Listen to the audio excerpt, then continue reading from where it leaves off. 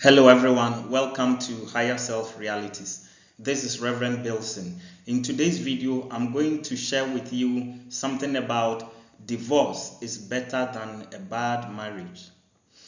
Once upon a time in the Bible, some Pharisees came to Jesus with a question about divorce. Their intention, of course, was to trick him and hopefully get him to undermine the law of Moses. But it's interesting how the exchange ended.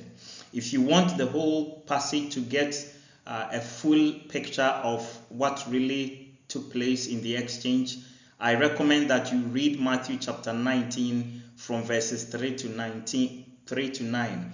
But for the purpose of our discussion today, I'm going to be focusing on just the verse 9, where, as you see on the screen, Jesus said to the Pharisees, "Because of your hardness of heart, Moses allowed you to divorce your wives.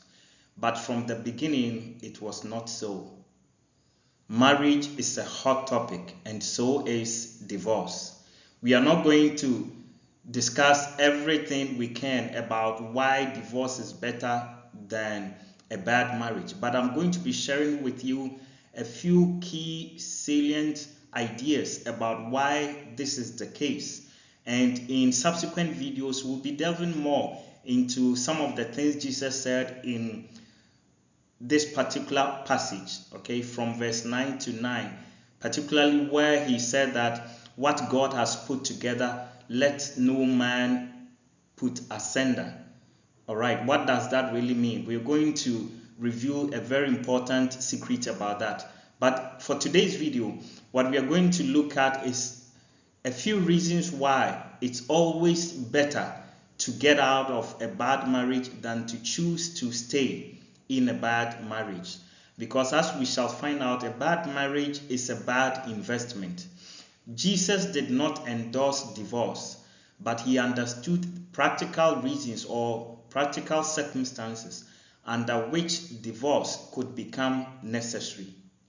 So when Jesus told the Pharisees, who were very much pro-divorce, that Moses allowed the Israelites to engage in divorce, to practice divorce, but from the beginning it wasn't so. In other words, divorce is not part of God's ideal for humanity. There is nothing inherently good about divorce.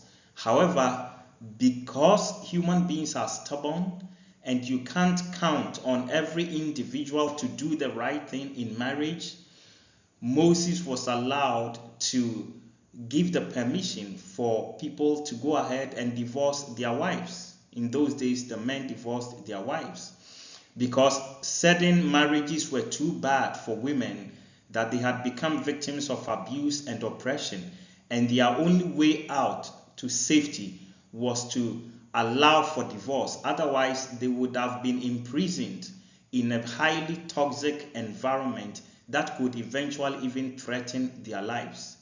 However, Jesus is saying that from the very beginning, which means that the mind of God concerning love between people is the same. Love is faithful. If it is true love, then it is faithful to the end, if there is such a thing as an end. So for practical reasons, divorce is better than staying in a bad marriage. Now, there is nothing inherently good, as I have said, about divorce.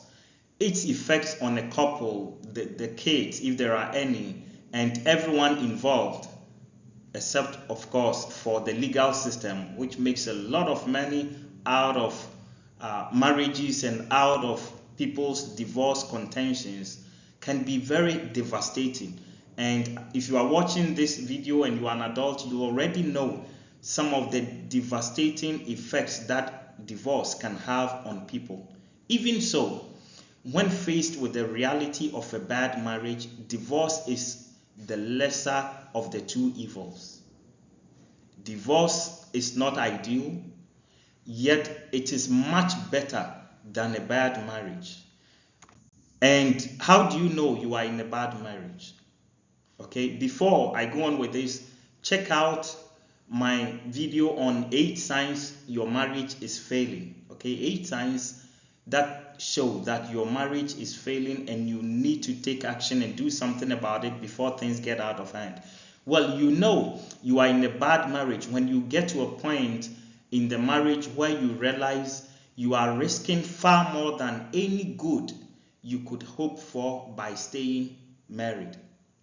Because there is no one size fits all solution to marriage, and to understand why people divorce, people have to come to that conclusion on their own, because every marriage is different and every couple is different.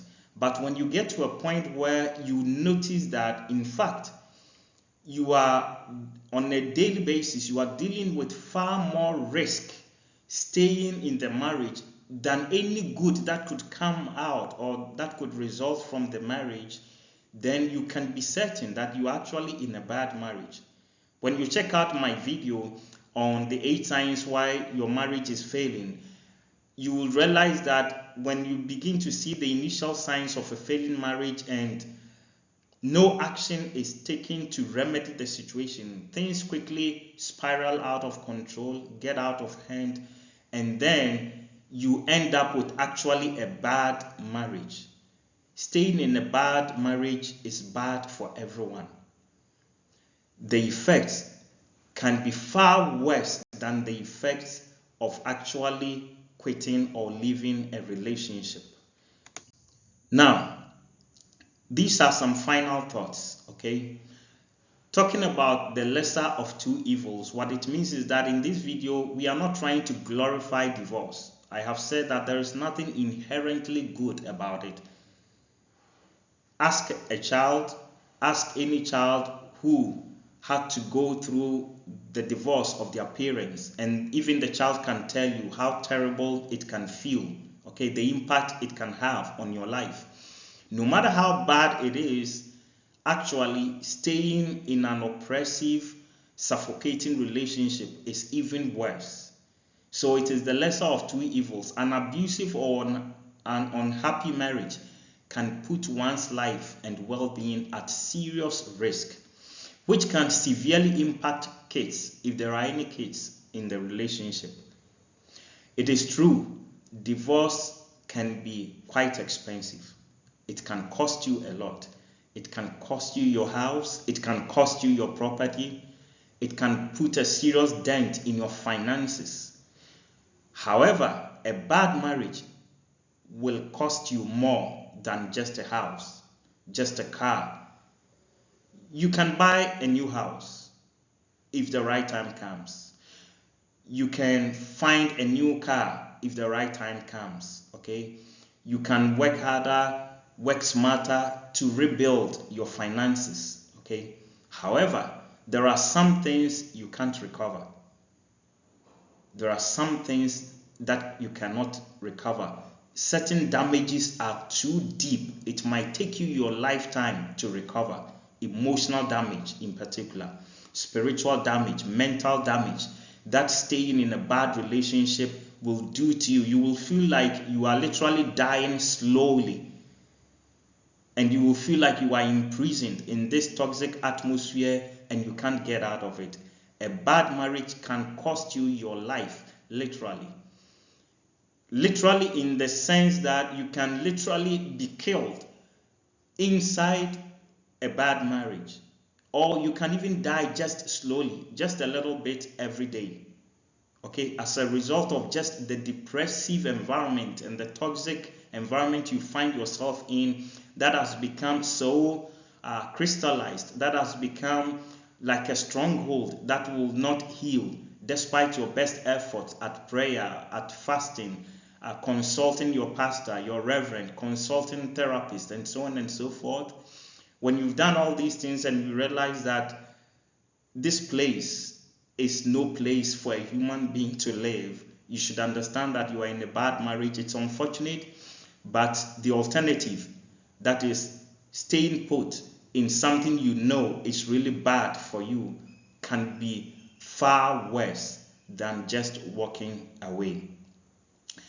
I don't wish anyone hearing me or watching me would have to deal with this choice or this dilemma between leaving a marriage or staying in a bad marriage, okay, between divorce and staying in a bad marriage. But life isn't necessarily, this world isn't a perfect place. So if you find yourself in that scenario, I pray and hope you have the clarity of mind, the wisdom, and the divine guidance you need to be able to plan carefully, plan wisely, and walk away at the appropriate time, so that you save what can be saved. Okay, you cut your losses, and then you plan to restructure your life and to regrow yourself, become a new person, create a new identity, and become a much happier person than to stay in a place that feels like prison, that feels literally like hell.